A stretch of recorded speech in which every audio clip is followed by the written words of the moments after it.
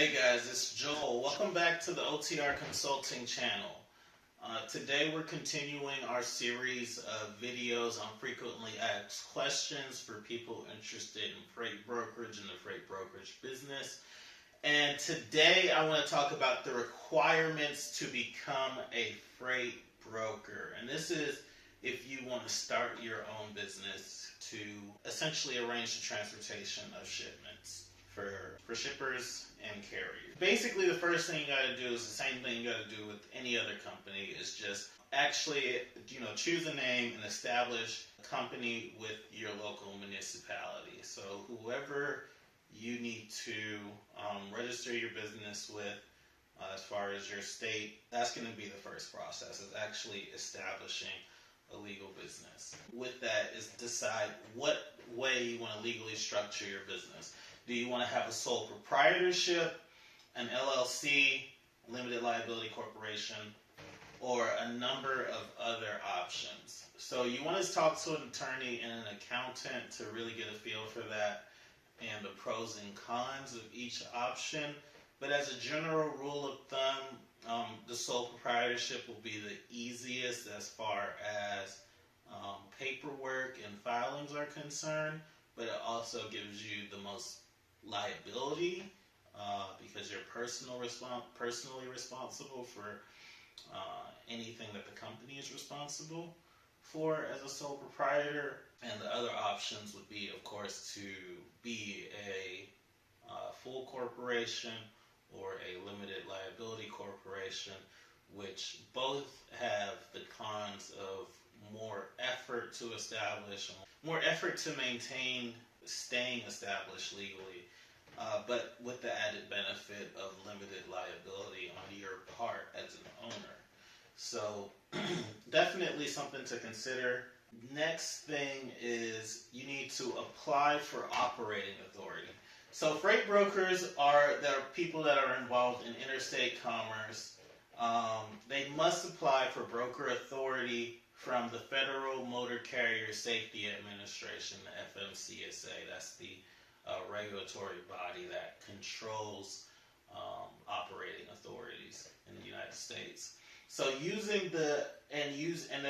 the United Registration System. So the FMCSA is the division of the U.S. Department of Transportation that regulates interstate commerce and enforces safety rules.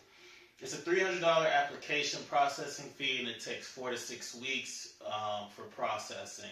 There are plenty of services that help you start your MC. OTR Consulting being a company that can help you establish your MC and your LLC, and just generally guide you through the entire process. So feel free to reach out to me, and I can get you in touch with someone who could help you at a very reasonable price. Once you apply for your operating authority, it's basically a waiting game of waiting to get approved. And the reason why help may be essential or may be helpful is because if you do make an error, many times you'll just have to completely start over your application and pay the fee again versus having an opportunity to correct a small mistake. So after you apply for your authority, then you have to designate a process agent. So a process agent is just someone who is a representative to whom court papers may be served in a legal proceeding brought against a broker or carrier. Brokers must designate a process agent in each state where they maintain an office or establish contracts.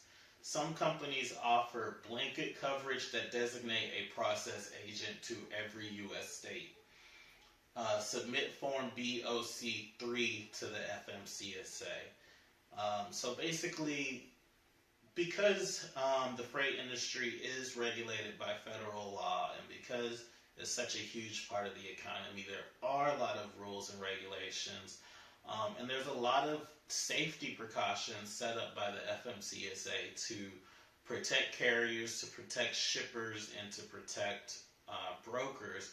And a lot of these safety measures are things that involve protocols, financial responsibility, and safety procedures so that essentially parties aren't being taken advantage of for each other. So because this industry is so attractive to so many people, there are a lot of companies that kind of come and go and fly by night. So this process agent is an extra security step put in by the FMCSA. So in case there are legal proceedings needed, there is a legitimate and reachable authority that can mediate any of those processes or be reached out to by either party.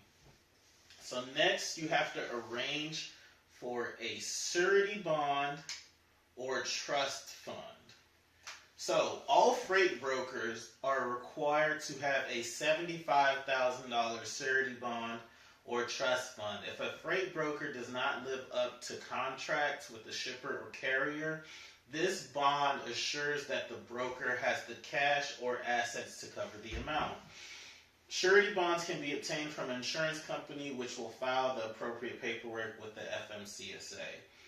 So essentially, the surety bond is like one of those things I was just talking about. It's an extra security measure. So in the case that a broker goes out of business, they booked, let's say, 20 shipments, each for an average of $1,500 with carriers, and they go out of business tomorrow. Those carriers will have picked up and delivered those shipments, and they will now no longer have anyone to reach out to in order to get paid if that broker goes out of business. The surety bond is there so that they don't necessarily have to 100% rely on the financial responsibility of the broker. It's basically an extra level of insurance that says, hey, if this broker goes out of business, we will make sure that you get paid up to $75,000 of insurance. So in the scenario where there's 20 companies that each did a shipment for $1,500, you're talking about $15,000 times 2, or $30,000. In that case, since the $30,000 is less than the $75,000, each one of those carriers will receive the full amount that they should have been paid by the broker from the broker's insurance company that put up the surety bond. In the event that the total amount owed to carriers is greater than $75,000, let's say the broker had an outstanding debt of $150,000 to carriers, then it will go to all carriers that filed against the broker's insurance that they need to receive payment. So if all of those carriers file, then the claim amount will be $150,000. And each carrier would receive in proportion to how much they are owed in comparison to the total claim. So out of that $150,000, if one company is owed $30,000, which is 20% of the total $150,000 that's owed, then they would get 20% of the 75% that is paid out. So in the event that the total amount exceeds the $75,000 or however much, because a broker can have a bond greater than $75,000. Once it exceeds the amount that the broker has, then it is paid as a percentage of each company's personal debt that is owed to them. So in that case, them being owed $30,000 of $150,000, they would be paid 20% of the $75,000 that is actually to be paid out. So they would get $15,000, which of course isn't all of their money, but it is fair in a sense that everyone gets a proportional amount due to them. So, you got to get your bond, and that's the reason why. So next, you have to register your business. So all carriers, brokers, and freight forwarders must complete the United Carrier registration and pay an annual fee. The current fee for brokers is $76 per year. So it's pretty negligible, but it is something that you need to do. Next, you just need to make sure that you fulfill all of your state requirements. So you need to see, basically what is required to just operate a business in your state. You probably will need to get a business permit from your local municipality. Just make sure that you're running your business correctly.